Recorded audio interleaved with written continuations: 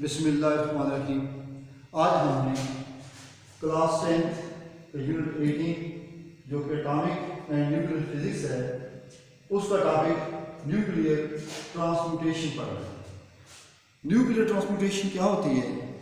आपको पता है कि जितने भी रेडियो एक्टिव एलिमेंट हैं वो अनस्टेबल है, वो स्ट्रॉन्ग रेडिएशन इमिट करते हैं which produce fogging on photographic plate. जब ये एमिशन का प्रोसेस होता है, चाहे वो अल्फ़ा पार्टिकल हो या बीटा पार्टिकल हो या गैमा पार्टिकल हो, तो अनस्टेबल रेडियो एक्टिव अनस्टेबल जो न्यूक्लियाई है वो चेंज होता है पेरेंट एलिमेंट से डॉटर एलिमेंट। फर्स्ट को ये एक पेरेंट एलिमेंट है, इसने रेडिएशन इमिट करनी है। जब रेडिएशन इमिट करता है तो जिसमें ये कन्वर्ट होता है उसको कहते हैं डॉटर एलिमेंट। ये फर्स्ट को पेरेंट एलिमेंट है और पेरेंट एलिमेंट ये अनस्टेबल है, ये डिके होगा। तो अब ज़रा जैसे ये होता है, इसके नतीजे में एक न्यू एलिमेंट जो कि डाटा एलिमेंट कहलाता है वो बन जाता है। अब ज़रा ये प्रोसेस, इस प्रोसेस को हम ट्रांसम्यूटेशन कहते हैं। इसमें जो रेडियो एलिमेंट है वो 3 किस्म की रेडिएशन इमिट करता है, अल्फ़ा रेडिएशन, बीटा रेडिएशन और गैमा रेडिएशन। तो सबसे पहले हम पढ़ते हैं अल्फ़ा डिके। अल्फ़ा डिके होता है, फर्स्ट ये पेरेंट एलिमेंट है X, इसका एटॉमिक नंबर Z है और मास नंबर इसका A है। तो ये पेरेंट एलिमेंट है, इसने रेडिएशन इमिट करनी है कौन से? जो अल्फ़ा रेडिएशन इमिट करनी है। अल्फ़ा रेडिएशन क्या होता है? हीलियम का न्यूक्लियस होता है। अल्फ़ा रेडिएशन इमिट होने का मतलब है कि एटम में से एक हीलियम का न्यूक्लियस निकल गया। हीलियम का न्यूक्लियस जो है उसकी मास जो है 4 होती है और चार्ज नंबर 2 होता है। अब ज़रा इस एटम में से एक हीलियम का न्यूक्लियस निकल जाना, इससे मुराद क्या है कि इसका एटॉमिक नंबर 2 यूनिट डिक्रीज होगा, एटॉमिक नंबर जो है 4 यूनिट डिक्रीज होगा और एटॉमिक नंबर 2 यूनिट डिक्रीज होगा और मास नंबर 4 यूनिट डिक्रीज होगा। जब भी एक पेरेंट एलिमेंट डॉटर एलिमेंट में चेंज होता है तो उसका एटॉमिक नंबर 2 यूनिट रिड्यूस होता है और मास नंबर जो है 4 यूनिट रिड्यूस होता है। इसके नतीजे में एनर्जी भी पैदा होती है। आप देखें, ये पेरेंट एलिमेंट था X और Y जो है डॉटर एलिमेंट है, तो एटॉमिक नंबर इसका 2 कम हुआ है और मास नंबर इसका 4 कम हो गया और इसने क्या इमिट किया है? Alpha radiation. अल्फ़ा रेडिएशन क्या होता है? देखिए, मैं जब लिखता हूँ अल्फ़ा, इसको 2,4 भी लिख सकते हैं या इसको हीलियम, तो दोनों इसके लिए सिंबल यूज होते हैं। तो अल्फ़ा से मुराद हीलियम का न्यूक्लियस है। अब इसकी एग्जांपल देते हैं रेडियम, एक रेडियो एक्टिव एलिमेंट है। इसने जब अल्फ़ा रेडिएशन इमिट किया, हीलियम का न्यूक्लियस इमिट किया, तो ये 88 से 86 हो गया क्योंकि हमने 2 माइनस कर दिया, तो एक नया एलिमेंट बन गया। ठीक है, अब पेरेंट एलिमेंट, ये पेरेंट एलिमेंट है और ये डॉटर एलिमेंट है और ये अल्फ़ा रेडिएशन इसने इमिट की है। अब पेरेंट एलिमेंट कौन सा है? रेडियम। और डॉटर एलिमेंट कौन सा है? रेडॉन। और इसने क्या इमिट किया? अल्फ़ा पार्टिकल या हीलियम का न्यूक्लियस इमिट किया, उसमें एनर्जी भी पैदा की। इस तरह जब भी अल्फ़ा डिके होता है तो उसका मतलब है कि एटॉमिक नंबर जो है 2 यूनिट डिक्रीज हो गया और मास नंबर जो है वो 4 यूनिट डिक्रीज हो गया। इस तरह अल्फ़ा डिके से एक एलिमेंट अपना वजूद खो देता है और एक नई जो है ना शक्ल में, जिसको डॉटर एलिमेंट कहते हैं, उसमें अपीयर होता है। जिस तरह मैंने आपके सामने एक्टिविटी की, पेरेंट एलिमेंट फना हो गया, अब उसका कोई वजूद नहीं है, लेकिन उसका वजूद अब किस शक्ल में है? डॉटर एलिमेंट की शक्ल में है। इस तरह जो जितने भी रेडियो एक्टिव एलिमेंट हैं, जब अल्फ़ा डिके करते हैं, जब अल्फ़ा रेडिएशन इमिट करते हैं, तो पेरेंट एलिमेंट से डॉटर एलिमेंट में कन्वर्ट हो जाते हैं। इसी तरह हमारा दूसरा टॉपिक है बीटा डिके। बीटा डिके क्या है? बीटा डिके, अब एटॉमिक नंबर Z है किसी एलिमेंट का और मास नंबर A है, तो ये चेंज हो जाएगा पेरेंट एलिमेंट से डॉटर एलिमेंट में। अब देख रहे हैं एक एटॉमिक नंबर इसका बढ़ गया है, उसमें देखिए 2 कम हो गया था, लेकिन जब इसने बीटा रेडिएशन जो इमिट की, बीटा रेडिएशन है क्या?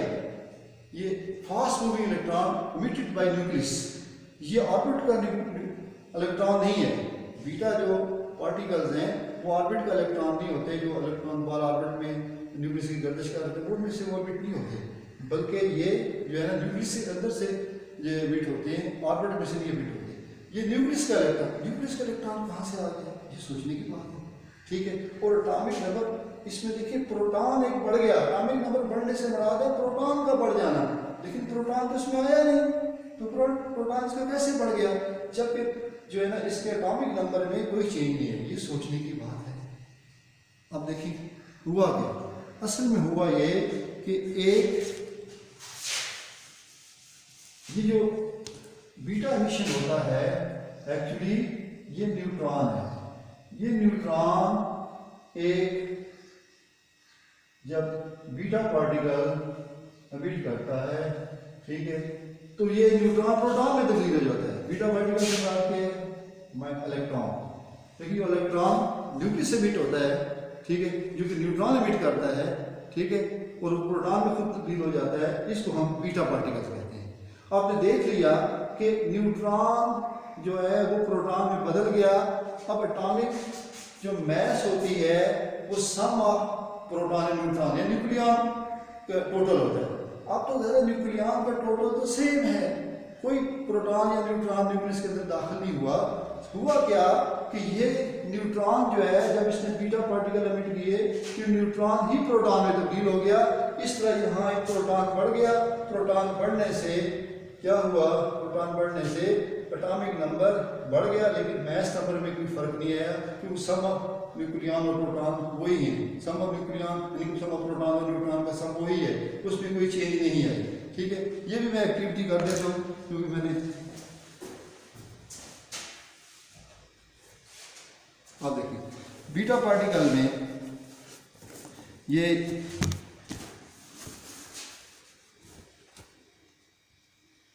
इसका मैस नंबर में चेंज नहीं आएगी।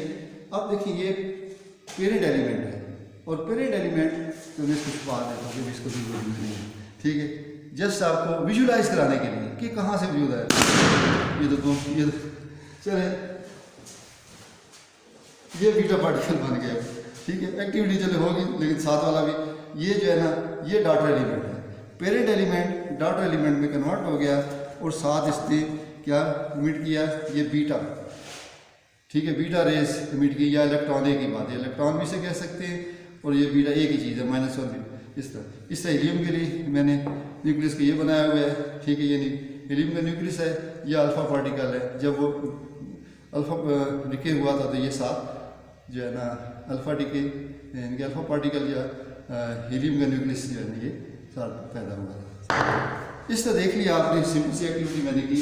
ज़रा बच्चों को क्लास में ज़रा हम जब भी कराते हैं तो दिलचस्पी पैदा होती है, क्लास के अंदर वो लेसन में दिलचस्पी लेते हैं और विजुलाइज करते हैं, तो पता चल गया आपको कि असल में हुआ क्या कि न्यूट्रॉन प्रोटॉन में बदला क्यों, क्योंकि न्यूट्रॉन ने बीटा पार्टिकल बिट किया।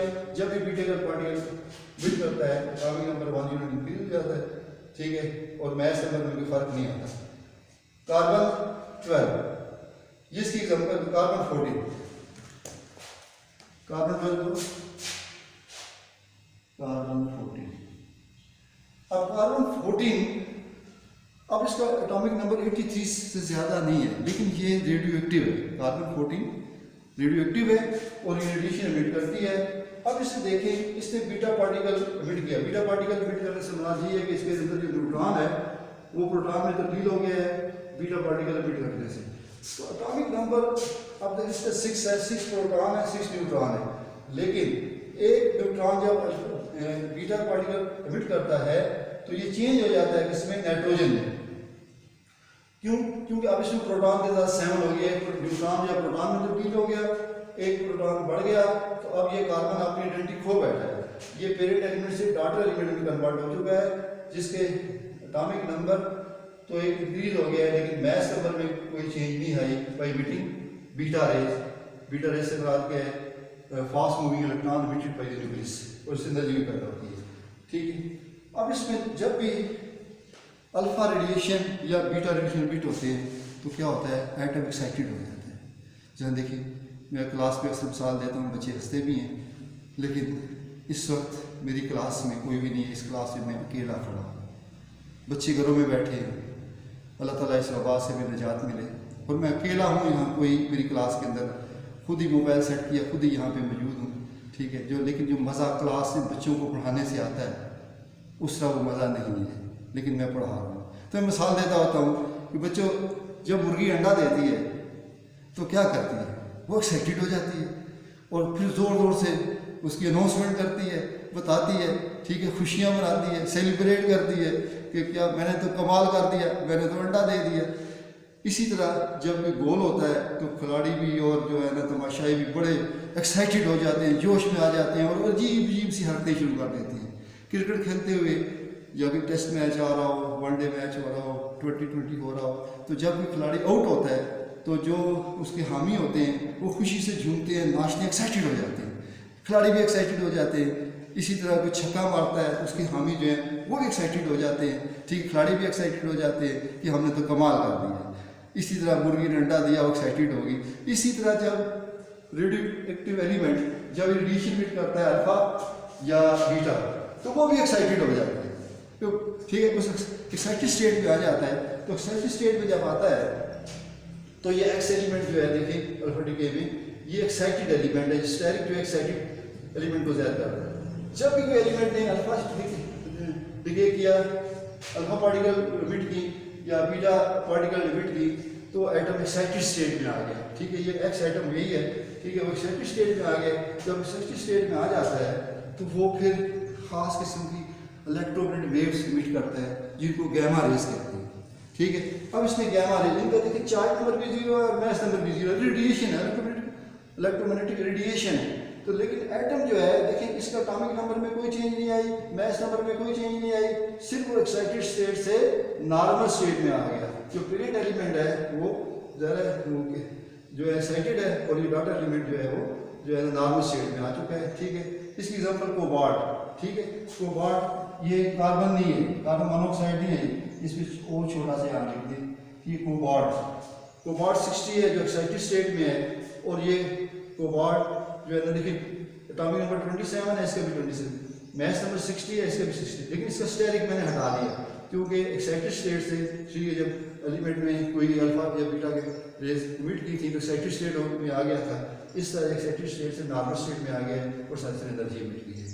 प्यारे बच्चों, ये हमारी एक्टिविटी थी कुछ जो मैंने विजुअलाइज कराई, तो दुआ करें अल्लाह ताला हमें फिर से मिला दे और हम अपने बच्चों को क्लास के सामने बड़े जोशीले अंदाज से पढ़ाएं।